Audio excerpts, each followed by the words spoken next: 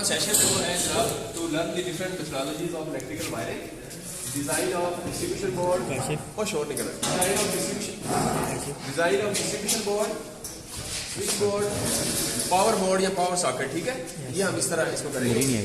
अब हम आज की जो ड्रिल है ना, आपने ड्रिल्स दो स्टूडेंट्स हमने बनाए हैं, दो स्टूडेंट्स जो है ना वो ड्रिल्स करवाएंगे। एक वर्नियर कैलिपर की है, वो जो ड्रिल आप करवाएंगे तो आपने एक साइड पे चले जाना किसी एक खुली जगह पे वहाँ, और वहाँ जाके आपके पास वो तस्वीर बनी हुई है जिसमें वो शीट पे जो डाटा दिया हुआ है, तो वर्नियर की रीडिंग लेनी है। जो स्टूडेंट एक दफ़ा आपने समझाना है, खुद आपको समझना है तो फौरन मेरे से आगे पूछ लेना है। ठीक है, तो मैं इधर ही हूँ, तो समझना है। तो आपने ये करना है, वर्नियर कैलिपर वाले भी और दूसरे जो माइक्रोमीटर वाले भी हैं, उन्होंने एक तो वायर का 729 है, 7329 है, कौन सी वायर है, एक दे दी है आपको सैंपल के तौर पे, वो समझाना है।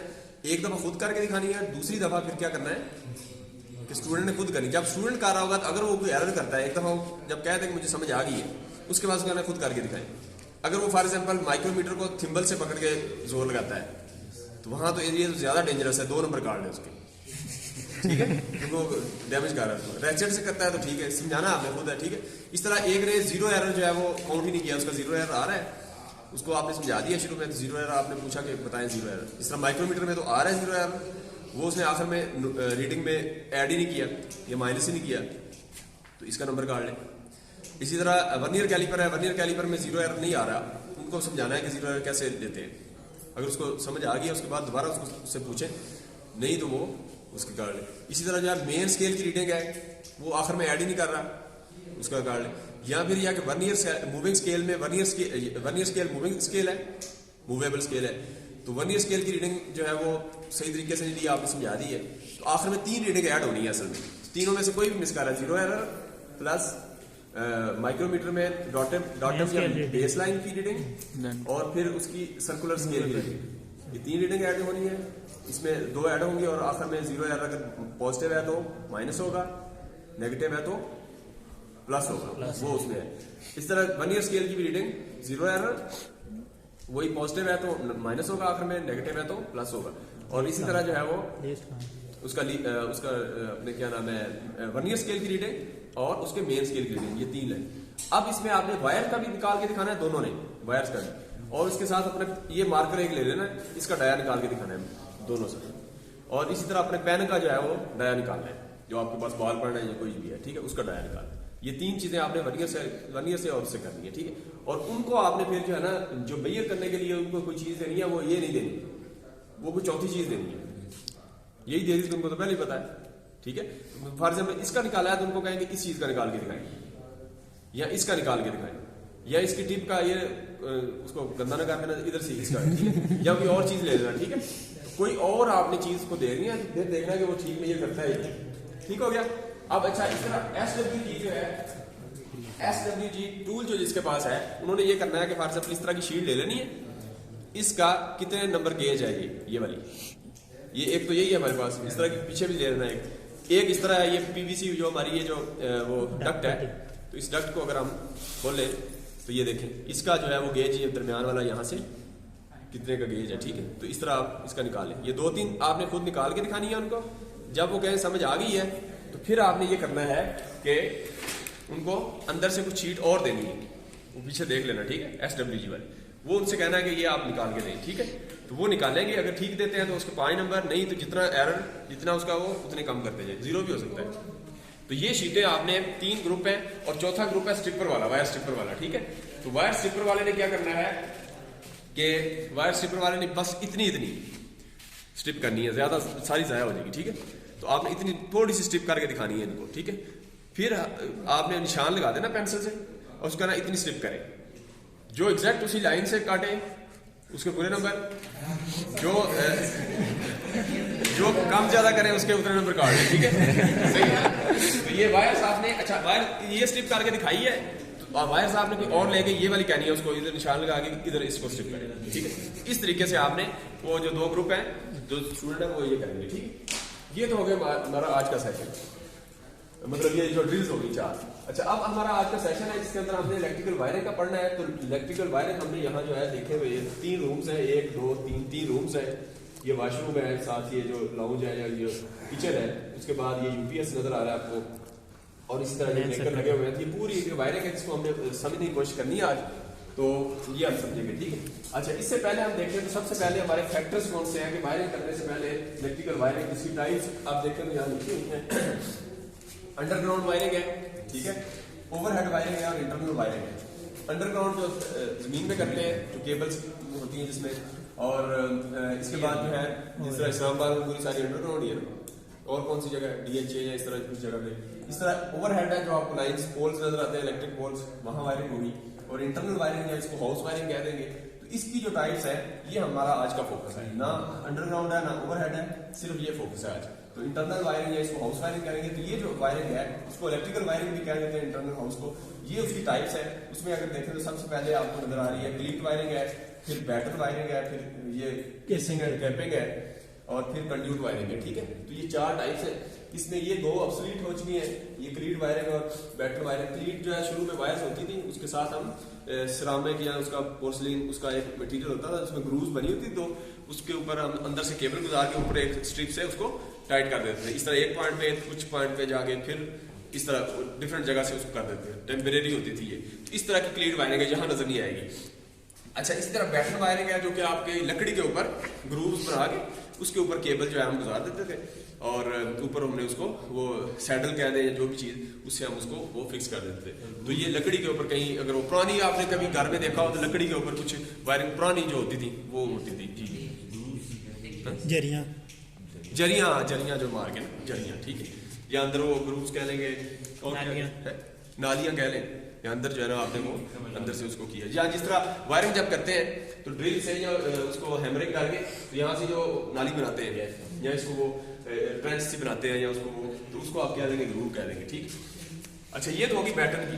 अच्छा, इसी तरह फिर केसिंग एंड कैपिंग है, वो कुछ आपको नजर आएगी। जिस तरह केसिंग एंड कैपिंग आपको ये भी दिखा दी है, तो इस तरह जो आप स्लाइड करें अंदर से जो है यही सारी फिक्स हुई है, ये देखिए ऊपर नजर आ रही है, वो उधर नजर आ रही है, ठीक है। तो ये आपने अंदर नीचे फिक्स कर दी, इसमें से केबल गुजारने के बाद केसिंग है, ये वाली केसिंग है, और इसके ऊपर ये कैपिंग होगी, ठीक है। तो ये PVC की होगी, इस तरह जो है मटेरियल की ये हो जाएगी, ठीक है। अच्छा, ये केसिंग एंड कैपिंग वुड की भी हो सकती है, लेकिन अभी तो नहीं यूज होती, PVC की होती है, ठीक है। ये तो होगी केसिंग। कंड्यूट वायरिंग जो मेन है हमारी यूज होती है, पाइप होता है जो वायरिंग करते हैं घर में, तो ये PVC की भी हो सकती है, GI गैल्वेनाइज्ड आयरन की भी हो सकती है, ठीक है, ये मटेरियल। तो ज्यादातर ऑफिस में या मतलब जहाँ महंगी होती है, ज्यादातर GI का पाइप घर में तो नहीं यूज करते हम, तो ऑफिस में या जहाँ इंडस्ट्री में या कॉस्ट का कोई इशू नहीं होता वहाँ ये यूज होती है। अदरवाइज घर के अंदर हम PVC मटेरियल से यूज करते हैं। तो घर में आपने पाइप देखे होंगे PVC के जो दीवार के अंदर से गुजर रहे होते हैं। अब कंड्यूट वायरिंग में भी देखें तो ये नॉन कंसील्ड हो सकती है, सारी ओपन हो, इन दीवार पे नजर आए पाइप आपको, या किसी कुछ ज्यादा पाइप से जा रहे हैं वायरिंग के, तो नीचे कोई बेस उसकी बना के ना उसके ऊपर से गुजारते हैं। तो इस तरह की कहीं भी आप देखें तो वो आपका क्या है, नॉन कंसील्ड होगी। सेमी कंसील्ड ये है कि दीवार पे आप जो है वो आप कर दें ओपन, और वहां छत पे जो है वो कंसील्ड हो जाए, यानी छत पे नजर ना आए आपको लेकिन दीवार पे वो पाइप नजर आए, तो ये ना सेमी हो जाएगी। फुली ये है कि सारी अंदर है, जिस तरह घर में हमारे होती है। तो असल में हमारा फोकस यही है, कंड्यूट वायरिंग में हमारी फुली कंसील्ड होती है, तो दीवार में भी अंदर होती है और छत में भी अंदर ही होती है, नजर नहीं आती। तो ये तो हो गया हमारी वायरिंग की टाइप्स। अच्छा, अब हम इनके अगर टाइप्स के इनके फायदे देखें या नुकसान क्या है, एडवांटेज, तो क्लीट वायरिंग देखें तो सिंपल है और चीप है। आप टेम्परेरी यूज के लिए जहाँ टेम्परेरी करना है तो वहाँ आप कर सकते हैं, और इसका रिपेयर भी इजी है क्योंकि हर चीज हर सामने नजर आ रही है, जहां से भी शॉर्ट होगी कहीं भी मसला है तो वो आपको नजर आ जाएगा। अच्छा, इसी तरह डिसएडवांटेज देखें तो अपीयरेंस अच्छी नहीं लगती, वो जैसे भी आपको बड़ी वो अपीयरेंस उसकी ठीक नहीं है, तो जहां आपको अपीयरेंस का मैटर करती है वहां उसको आपने देखना है, ठीक है। अच्छा, इसी तरह जो है परमानेंट यूज के लिए नहीं है, टेम्परेरी यूज है। ओपन एयर में होती है, स्मोक वेदर की कंडीशन जो है इजीली इफेक्ट करेंगी, डैमेज कर सकते हैं केबल को, ठीक है। तो ये हो गया। अब क्लीट वायरिंग में नॉर्मली जो हमने लास्ट टाइम केबल्स की टाइप्स पढ़ा था, उसमें वुल्कनाइज्ड इंसुलेटेड रबर केबल पड़ी थी, या फिर हमने PVC पड़ी थी। तो इस तरह की जो है ना ये हम इसमें क्लीट में यूज करते थे वायर।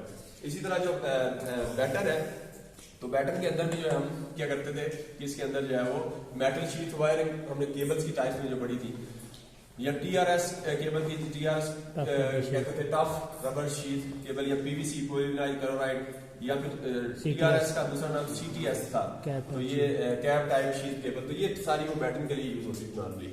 अच्छा ये हो गया। अब इसमें क्लीट के बारे में एडवांटेज बता दिए, इसके बाद बैटन के देखें तो ये क्या है, सिंपल इजी, ये भी है, चीप भी है, लेकिन ये इससे ज्यादा स्ट्रॉन्ग है क्योंकि लकड़ी की ग्रूव बना के उसमें फिक्स किया हुआ है। सैडल ये है, सैडल जो है ना आपका क्लिप जो होता है, क्लिप नहीं लगाते हैं, क्लिप होता है और एक तो उसको सैडल कहते हैं, जिसके ऊपर सैडल, ये थोड़ी उससे ज्यादा मजबूत होती है लकड़ी पे। लेकिन इसका डिसएडवांटेज क्या है, इसको आप ह्यूमिडिटी, क्योंकि लकड़ी है जहां भी ह्यूमिडिटी होगी वहां नहीं कर सकते, ओपन डोर आउटडोर नहीं कर सकते, इनडोर होगी, बाहर ह्यूमिडिटी ज्यादा, तो इस तरह इसका रिस्क ज्यादा है क्योंकि आग लगी तो सारी लकड़ी वो होगी। और इसी तरह जो है वो हैवी वायर्स, क्योंकि उसके अंदर ग्रूव्स में बड़ी वायरें ज्यादा वजन की, वो हम नहीं कर सकते। दीवार पे होती थी तो वजन से वो नीचे केबल का काफी साइज होता है ना, ये डिपेंड करता है कि आपका, फॉर एग्जाम्पल ये देखिए इसका कितना साइज है, ये वजन कितना है, तो ये काफी, ये तो बड़ी है, इस तरह छोटी पे है, उनका काफी साइज वजन होता है, ठीक है। अच्छा आप देखें, इसके बाद आप देखें नेक्स्ट बैटन के बाद केसिंग एंड कैपिंग है। तो केसिंग एंड कैपिंग वायर अगर देखें, जो वायरिंग है, ये वायर्स नहीं है, इसको वायरिंग करें, ठीक है, इसको वायरिंग है, ये वायर्स नहीं है, ठीक है, ये तरीका है वायरिंग है, केसिंग एंड कैपिंग वायरिंग है, ये वायरिंग है, क्लीट वायरिंग है, ठीक है, इस तरह। अच्छा आप देखें केसिंग एंड कैपिंग में देखें तो इसको देखें तो ये देखें, इसके एडवांटेज स्ट्रॉन्ग है, लॉन्ग लास्टिंग, ये लॉन्ग लास्टिंग है डेफिनेटली, इसको देखें तो ये ज्यादा अर्सा चल जाती है, डेफिनेट चीप भी है, रिस्क भी इसका कोई नहीं है, कम है रिस्क ऑफ इलेक्ट्रिकल शॉक का। इलेक्ट्रिकल शॉक चुके ये दोनों में प्रॉब्लम ये था, क्लीट और बैटन में के ओपन थी, तो इलेक्ट्रिक शॉक का यहाँ से कोई डैमेज हुई हाथ से, लेकिन इनमें वो प्रॉब्लम नहीं है। अच्छा इसमें डिसएडवांटेज है कि नॉट सूटेबल एस्टेक, जो इस तरह की सिचुएशन है उसमें ये जो है वो रिएक्शन हो जाएगा, और उसमें कॉस्टली भी है रिपेयरिंग इसकी, क्योंकि इसमें कहीं भी खोलना पड़ेगा, और रिपेयरिंग के लिए आपको एक्सपर्ट बनना चाहिए, ठीक है, जिस तरह कंड्यूट में भी एक्सपर्ट बनना चाहिए, जो आएगा जितना वो चेक करेगा पूरी, तो उतने वो पैसे ज्यादा लेगा, ठीक है, तो इसमें भी रिस्क भी डेफिनेटली इसमें हाई है। अच्छा इस तरह सो उसमें लिखा नो रिस्क, उसमें लिखा हाई रिस्क, एडवांटेजेस से एडवांटेजेस में इसके में लिखा है कि कोई रिस्क नहीं है, शॉक नहीं होता है, और डिसएडवांटेज में लिखा है कि हाई रिस्क। तीसरा पॉइंट यही तीसरा point no risk, video stop कर रहे हैं। अच्छा ये हाई रिस्क क्या हो सकता है, वैसे हम खुद ही देख रहे थे, क्या हो सकता है इलेक्ट्रिक शॉक का नो रिस्क, हाई रिस्क में क्या हो सकता है, से आपने कहा कि क्या हो सकता है, प्लास्टिक टूट सकता है, ये भी रिस्क है। अच्छा और क्या हो सकता है इसमें, से आपने मैकेनिकल रिस्क है, जो भी आप देखें ऊपर है ना, तो मैकेनिकल कोई भी डैमेज होगा तो ये डैमेज, केमिकल्स भी असर करते हैं, केमिकल का असर हो सकता है, तो इस तरह की जो चीजें हैं वो रिस्की हो गई, उस इलेक्ट्रिक शॉक में रिस्क हो गया, तो बस आपने देखना है रिस्क किस एंगल से है, बस और तो कुछ नहीं। अच्छा इसी तरह देख लें जी जी, इस तरह पे ये जो कंडीट वाली है सबसे मुश्किल तो इसको रिपेयर करना है, ये सबसे मुश्किल है, तो ये उधर ही आ रहे हैं ना, ये तो सबसे मुश्किल हो गया, ये सबसे मुश्किल ये है, इससे भी ज्यादा इसका वो स्किल्ड लेबर भी चाहिए और ज्यादा इसकी कॉस्ट होगी। आप देख लेते हैं ना कंड्यूट की तरह लिखी, ये कंसील्ड कंड्यूट जो लिखी है ये हमने देख लिया, इसमें सेफ वायरिंग है, सेफ भी है, केमिकल इफेक्ट से भी सेफ है जो यहाँ नहीं थी, जो आपकी केसिंग एंड कैपिंग थी, और इसी तरह जो है ह्यूमिडिटी से भी इसका कोई प्रॉब्लम नहीं है, और no risk of wear tear और ये फायर, ये इस तरह की प्रॉब्लम इसमें नहीं है, इंसुलेशन डैमेज का कोई खतरा नहीं। अच्छा इसी तरह ये देखें एक्सपेंसिव है as compare to surface conduit, surface जो है जिस तरह ये सरफेस कंड्यूट जो है कंड्यूट तो नहीं आएगी ये सरफेस वायर होती है, लेकिन वो सरफेस पे आ जाएगी, जिस तरह ये है बाहर नजर आ रही है, तो उस कंड्यूट वायरिंग में से ज्यादा एक्सपेंसिव है definitely. Insulation is complex, insulation complex क्या होगी, इंसुलेशन कहीं भी अगर डैमेज होती है या कोई इस तरह का प्रॉब्लम होता है तो आपको इसको ढूंढना ट्रेस करना सारा प्रॉब्लम होगी, hard to find detection wiring, तो वायरिंग में कहीं भी प्रॉब्लम आता है, और क्या adding additional conduit in future is the tedious task. आपने एडिशनल एक वायरिंग कर दी है तो आखिर में इसको अगर आपने एडिशनल को वायरिंग करनी है तो इसमें तो आप केसिंग एंड कैपिंग को उतारे और एडिशनल वायरिंग इजी हो जाएगी। ऐसे ही ना वहां से एक वायर और लानी है, फॉर एग्जाम्पल आपने इधर सॉकेट एक और लगानी है, तो वहां से जस्ट आपने ओपन उतारनी है, उतार के तो ला सकते हैं अगर उसके अंदर जगह है, वरना ये भी इसमें मसला होगा, अगर छोटी लगाई है इस तरह की साइज तो केबल आपने पहले पूरी की हुई है, तो फ्यूचर में एक्सटेंशन करनी है तो यहाँ तो इसको साइज ही बड़ा करें। इसी तरह लेकिन जो इंटरनल है कंड्यूट उसमें तो सबसे बड़ा मसला है कि उसके अंदर आपने सारा उसको कैसे करेंगे, तो ये टीडीएस टास्क है और वो ये प्रॉब्लम है। अब ये तो होगी आपकी ये चीजें, अब इसमें जो फैक्टर्स हैं कि हमें जो फैक्टर्स देखने चाहिए, लास्ट टाइम हमने स्विचेस के फैक्टर देखे थे कि स्विच को सिलेक्ट करने से पहले उसके कुछ पढ़े थे कि ये फैक्टर्स आपको पता होने चाहिए। सिलेक्शन क्राइटेरिया कह रहे हैं, इसी में भी सिलेक्शन क्राइटेरिया कह रहे हैं इसको, ठीक है। तो ये सिलेक्शन क्राइटेरिया क्या है इसका, इसको हम लिख लेते हैं सिलेक्शन फैक्टर्स या सिलेक्शन क्राइटेरिया, ठीक है। ये सिलेक्शन क्राइटेरिया है। अच्छा, इसमें देखिए सबसे पहले ड्यूरेबिलिटी, पायदारी कितनी है, वेदर की कंडीशन, जो भी कंडीशंस है, मैकेनिकल सब कुछ, जो उस पर कितना इफेक्ट डाल दिया और इसकी ड्यूरेबिलिटी कितना अरसा ये चल जाएगी, ड्यूरेबिलिटी कितनी है। फिर सेफ्टी कितनी है, सेफ्टी है लीकेज से, शॉक से सेफ है या नहीं, इस हवाले से। फिर आपकी अपीयरेंस कि देखने में भी ठीक लग रही है या नहीं। तो आप फॉर एग्जाम्पल ये अंदर ही है कंड्यूट वायरिंग, अंदर जो करते हैं concealed conduit, fully concealed conduit, इस पाइप को बाहर लगा दे, जो घर के अंदर वैसे नॉर्मली अंदर पाइप, वो वैसे हमने बिल्कुल जो है ना लो क्वालिटी का डाला होता है, ऐसे ही ना पीवीसी, देखने में भी ऐसा लगता है, उसको बाहर लगा दे तो वैसे ही वो सारा, समझ आ रही ना, तो उसकी अपीयरेंस ही सारी कमरे की जो है वो खराब हो जाएगी। तो ये देख रहे हैं कॉस्ट आपको मैटर करती है, यानी इंडस्ट्रीज में कॉस्ट नहीं इशू ज्यादा, लेकिन सेफ्टी ज्यादा इशू है, क्योंकि इंडस्ट्री को आग लग जाए या सारा, तो वहाँ आपको कास्ट का मैटर नहीं है। तो वहाँ आप कोशिश करेंगे कि कोई महंगी चीज भी हो जाए, जो है उसमें पीवीसी की बजाय जीआई लगा दे, तो वहाँ कॉस्ट का भी। इस तरह एक्सेसिबिलिटी है, तो एक्सेसिबिलिटी इजीली एक्सेसिबल है, आपने कहीं लगाई है तो वहाँ से इजीली आप उसको एक्सेस कर सकते हैं जहाँ भी आप। और उसके बाद ये है कि उसकी फ्यूचर फर्दर एक्सटेंशन है। तो आपने इस कमरे में फॉर एग्जाम्पल यही सॉकेट लगाई है, आप यहाँ से चाहते हैं कि मैं दूसरे कमरे में उधर जाना है, एक नया कमरा बनाया है वहाँ, तो यहाँ से इसी के बिल्कुल अपोजिट उधर भी एक सॉकेट लगानी है, तो यहाँ से एक्सटेंशन आप इजीली हो सकती है कि नहीं। लेकिन यहाँ से आप यहाँ बड़ा लोड लगाएंगे ना, तो उधर भी उस साइड पे भी लोड लगाएंगे, तो अब अगर ये आपने उधर लोड लगाना है तो यहाँ से जाहिर है ये वाली वायर अगर लोड डबल कर दिया तो ये जो वायर यहाँ सॉकेट से उधर जा रही थी, उस वो वायर का लोड जो है वो आपको फ्यूचर एक्सटेंशन में ये भी प्लानिंग करनी पड़ेगी कि आपने वो पहले से सोचा है, क्योंकि केबल ये वाली जो आ रही थी अगर वो लोड 2 रेफ्रिजरेटर या 2 AC या इस तरह वो कर रहे हैं, तो उसके बाद आगे जो है एक्सटेंशन से अगर डबल लोड कर दिया तो ये वायर चेंज हो जाएगी, इसका साइज डबल हो जाएगा। ऐसे ही ना, लोड डबल हुआ है तो साइज चेंज हो जाएगा, तो वो साइज आपने पहले से आपने लगाया होगा या नहीं।